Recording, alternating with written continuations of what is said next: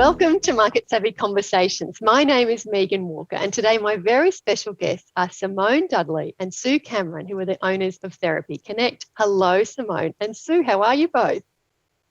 Hi, Megan. Well, thanks, Megan. So we're going to be talking about the amazing success journey that Sue and Simone have been on over the last 6 years. And as an OT, which Simone is, and a speech therapist that Sue is, I know they are a little bit on the humble side. So stay with us because there are going to be some amazing learnings in this conversation. And I'm going to be pushing these beautiful ladies to talk about just how incredible this journey has been that they've been on. So Sue, let's start with you. Tell us the story. How did Therapy Connect get started? Oh, thanks, Megan. So Therapy Connect got started. Simone and I decided that we would join forces together when we were at a business development workshop in Melbourne for allied health professionals. And we'd both been starting our own private practices. So I was starting a tele-speech practice in Victoria, and Simone had started an occupational therapy practice in New South Wales. And we'd met online. And when we attended this business private practice seminar in Melbourne, we decided that we'd be better together and that we would start Therapy Connect together, and I'm so pleased that we did. We haven't really looked back. Fantastic. And Simone, that was in what year, and how did you know telehealth was going to be the go? Oh, Megan, it was actually in 2015, and I can remember sitting down in this coffee shop that I walk past regularly when I go to visit Melbourne. That was the coffee shop that Sue and I sort of had the conversation and decided we would give it a go. So it was definitely 2015. Did we know it was going to be the right platform? Well, it was 2014-15 that we were thinking about it. So, you know, we really felt that it was going to be the right platform, but there was so much we didn't know, so much we had to learn. And if you think about it, back then we were really thinking about our clients being the rural and remote clients that were very much like us, because Sue and I are both remote rural practitioners. So we thought that those clients would be the clients that would be seeking services where there were vast distances to travel. I guess the first thing that we did was we had to really problem solve a lot to bed down a lot of the challenges around how you would adapt your practice online. And we really did that by being supported in some research with a partnership with the University of Sydney. And that partnership was so fundamental in helping us identify the components of a telehealth model that were really important to clients. And that really underpinned how our business would sort of take shape. And so, yeah, I guess we had a narrow client group at the very beginning, but we really persisted and problem solved at that point to try and make it work. And Simone, did that project involve you doing a lot of research with individuals, with potential clients, and getting their input and thoughts? It absolutely did. It was a case study analysis. So it was information from us as therapists, information from the clients, and it also tracked data around the time that was spent outside sessions that, for those that most of us now are very familiar with telehealth, but telehealth requires a lot of workflow adjustments. And so there were a lot of process time that was spent when we were developing our capability that we had to capture. Of course, what we were hoping from the research was to understand that the delivery of services online was really valued and effective, so of equal sort of effectiveness compared to face-to-face. But also what we learnt was that the technology was not a big barrier, that sometimes the technology might let us down, but that wasn't a deal breaker, and that really the effectiveness revolved around the clinical competency of us as practitioners more than anything. So that was a really great way to start. Fantastic. I'm so glad you expanded on that because, you know, in marketing, I've seen over the 20 odd years I've been in marketing that so many times we skip over the research part because people are in a hurry to get into the doing and the selling. And we often sell what we think people want and need. But that fast track to success comes from the end user, doesn't it? Like if we can really tailor a service that's going to meet people's wants and needs, we're so much more able to get on the right track more quickly. Would you agree? I absolutely do agree. And I think it was surprising to us to hear some of the findings from our clients at that time. We were really excited to hear that some of our participants, even if they had a face-to-face alternative, would stick with telehealth because of the progress that they'd made with Sue and myself in clinical sessions. So, yeah, we did. We learned a lot, didn't we, Sue? We did, and it's all about the relationships, and families told us that they were a bit nervous about the technology, and that was something new for them, but they soon forgot about the technology, and it was the relationships that we formed with them and the way that we helped them to learn how to help their children in their everyday life that made all the difference, really. Fantastic. So key point takeaway number one is research. If you don't know, go and ask. And Simone, and I'll ask both of you this, but you've in recent times hit a really significant growth milestone. You've got now 50 practitioners working with you all around Australia, which is absolutely amazing in the 6 years you've been in business. So as we all know as business owners, that's just a huge achievement. So well done. What would you say, Simone, and I'm going to ask Sue the same thing, what do you think your top 3 strategies were for achieving that success in that relatively short period of time? Oh, gosh, it's a great question, Megan. I would start by saying, firstly, without a doubt, the business partnership with Sue sort of was really the headliner. So working together, Sue and I, because we are different disciplines, but we've got different experiences and we really have different views. I think that collaborative combination allowed us to really see things in a very broad way. So that underpinned everything. But the 3 things below that I think from my point of view were the most important were the continual persistence in the early days to problem solve and to just keep pushing through when things were really difficult, and they really were hard. When we could afford a business advisor, we did, and that just made a phenomenal difference. And then thirdly, building awareness of who Therapy Connect was. You can imagine without a bricks and mortar practice, you've got this very national audience, and it was really hard work. Marketing was really hard work. So we applied the old-fashioned marketing tactics and spent a lot of time on the phone and traveling until we met you, Megan. So I'd say those would be the 3 things for me. Yeah. Okay. And Sue, what do you think? What are your 3? Well, I'd have to say that you've got some old info there, Megan, because we now have 60 or 70 team members. So we're still growing. I can't keep up, Sue. Oh, I know. It's very exciting growth, and especially these days when it's hard to recruit. But what we have done is that we have recruited a really experienced team of practitioners, and Simone and I are both very experienced as both telepractitioners and as therapists, and so we felt that it was really important to have that kind of person on our team. So we have recruited experienced people with an average of about 15 years experience since graduation, which is different to many other services, especially ones that are in the country, I guess, in rural areas. So I think that helps us to continue recruitment because people want to come and be part of the team. We've got lots of PhDs on our team. We've got people who are very specialised in certain areas, early childhood intervention. They might be very specialised in paediatric feeding, or they might be mental health occupational therapists. So people with lots of specialties. But so we've got a very experienced team. We've given the customers a really good experience at Therapy Connect. So we really invest a lot of time to make the journey smooth for them and to make sure that they're getting a service that's really equivalent or better than what they would be getting in their local area.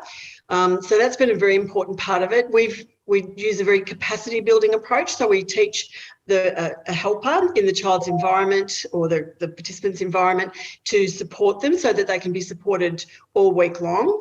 And the third thing that we've done is that we've really supported our practitioners to help them to adapt to the telehealth model of service delivery. And we've really worked hard on keeping them feeling connected because they live all around Australia, they're working remotely. So we want them to be able to feel supported with a great team around them. There is such great value in the team that it's been great to connect them. Yeah, that's amazing. Simone, I love you told me once a story about Book Week. Do you want to expand on that, what you did with all of your therapists?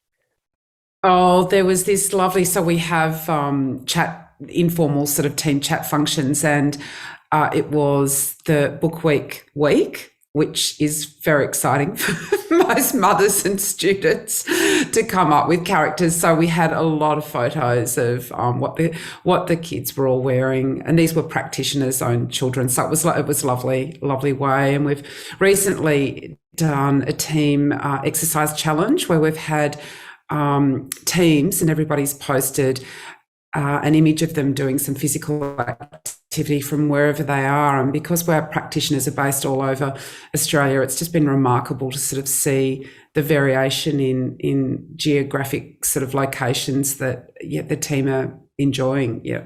How exciting. So that sense of culture is possible through this technology. And Simone, I'll stay with you, and then Sue, I'll ask you the same question. If you were starting Therapy Connect tomorrow, what, if anything, would you do differently? Wow, if only we knew, right? I guess I would have confidence in our ability and judgment. And probably when I think about what made the difference for us, it was that definitely the research, engaging our business advisor and engaging some really great marketing advice. So if we were to sort of think about doing anything differently, it might be to sort of push the fast forward button on some of those points where we can, although we did do the research very early on in our journey. I think it's always hard when you're self-funding your own growth to sort of try and prioritise. So it might be to have some confidence in and maybe a little bit more appetite for risk in the early years might be something I'd tell myself. Although, Sue, you were saying that you were both flat out affording a desk at that point, so it's a bit hard to decide where to spend the money, isn't it? When you're so gradually getting new clients, it's very difficult. And Simone said when we could afford to get a business advisor, we invested heavily in that business advice. And I can tell you, I didn't feel like we could really afford it when we started doing that. But it was so helpful to have a business brain to collaborate with Simone and me. It was really helpful because we're therapists and we're not, we haven't had a lot of experience with business. I've had none, and Simone's worked in private enterprise, but I've always worked in health and education. So, and usually as a sole practitioner. So, my business knowledge was fairly limited. So that was a good thing to invest in early. Yeah. And so what would you change or do differently if you were starting Therapy Connect tomorrow?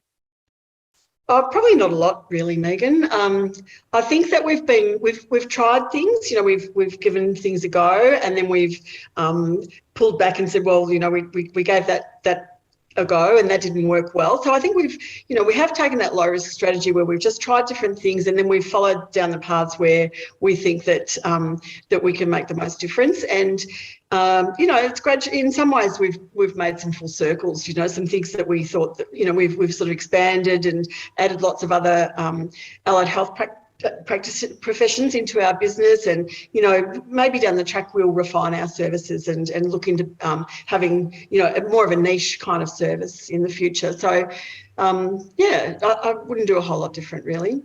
Oh, great, you got it right the first time. Yes and no. And so actually I'm going to ask you both a question without notice, so feel free to pause if you need to, but what are your philosophies, Simone, and then Sue, I'll get you to answer this as well, in terms of starting with, is it staff first or building up clients first? I often hear people ask that fine balance between juggling the two. What's the horse and the cart for you, Simone? Oh, well, look, it's a really great question. And for me, it was always important that we had enough resources between us to be working on the business. So there was a point in time when we were working on the business as well as in the business, but you absolutely need to be working on the business to be able to make decisions. So there is that period of time for me that I can remember that it felt strange that we had a team that were doing more clinical work than me, but that was really important for the business growth. Okay, and Sue, would you agree? You sort of put in the human resources first before you build up too many of the clients. Is that your thinking? You described it really well to us one day, Megan, when you said, that it's like this, you've got the advertise, get more clients, recruit, get more clients. So it's a real balancing act. And I think what we have to be very careful of, you can't predict the future, so you don't know how many clients you're going to get. So we're very honest and upfront with people. So if people are going to be contractors with us, we explain that this is what we would hope or this is what we expect, but we can't guarantee that you'll have a full caseload in the first week, and it might take a few weeks to grow. So I think contractors have to understand that as well. And I do apologise for my online fail there with my telephone, which I forgot to turn off. All good. And Sue, I'll stay with you. What would you say to others, and Simone, I'll ask you this as well, what would you say to others considering running a virtual practice over a bricks and mortar? Sue, any advice for those people? I would absolutely encourage people to use telehealth. I mean, I think COVID's proved to us that telehealth is a viable way to work. I think a lot more people understand that now. It's great because it saves people from, gives equity of access to families, and it means that you don't have to be on the waiting list, and it's convenient and it works. And so I would encourage people to have telehealth at least as part of their offering, if not their, whole offering. But I would caution people, and if you think that you're going to save a stack of money on rental by being a virtual practice, just be aware that you will have to make a really big investment in marketing because you're not in one locality. You're going to be marketing across Australia. How are you going to get those clients that are in need if they're not the people that you know in your local area? And also because everything's online, people aren't coming past the reception desk, means that all of your systems and processes and workflows all have to be online as well. So you need to invest quite heavily in that as well. Well said. Good insight there, Sue. And Simone, what would you say to people considering setting up a virtual practice? Oh, look, I totally agree with Sue's comments, and I really don't think there's anything else to sort of add to that other than the more niche or targeted, potentially the easier it is to be found in the digital space. But there is no shortage of consumers out there that need allied health supports, and telehealth really represents a great way to deliver services, promotes access and equity. And as Sue said, you've got a lot of problem solving around workflows, but it's all possible if you're persistent and keen to sort of develop that section of the market. Yeah. So one of the things that I would credit to both of your success, as well as your tenacity and how lovely you both are. And so you pick up the phone and you ring and you make calls, and there's a lot of people who are terrified of doing that. And I think that's been a huge credit to your success. And this is tying into a question for practitioners who are listening, who are thinking, oh gosh, I'm really good at my craft. I'm a great therapist. I'm not so good at the business development. Maybe I'm not so good at the systems or the HR or the IT and everything else that goes into the back end that you just beautifully explain. Tell us about opportunities instead of growing their own practice, working with Therapy Connect. And this is when you have to have your 1300 number ready, Sue. Oh, right. Well, yes, I'll have to remember that 1300 number. I don't call it very often, Megan. Look, we're always looking for experienced practitioners to join our team. We have a high level of referrals that are coming into Therapy Connect all the time. So we're always looking to increase our team. We have a flexible workplace. We think sometimes we're a bit too flexible. Because people are having a lovely time. They can work the hours that they want to work. They're getting high rates of pay. They can be contractors or employees.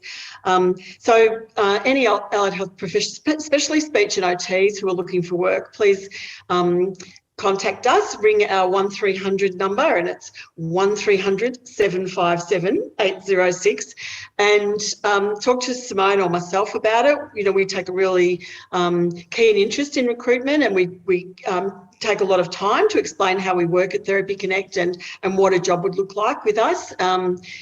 Yeah, so we'd love to hear from anybody. We're always running some ads as well, so you can apply any way you like. We've got join our team on our website as well.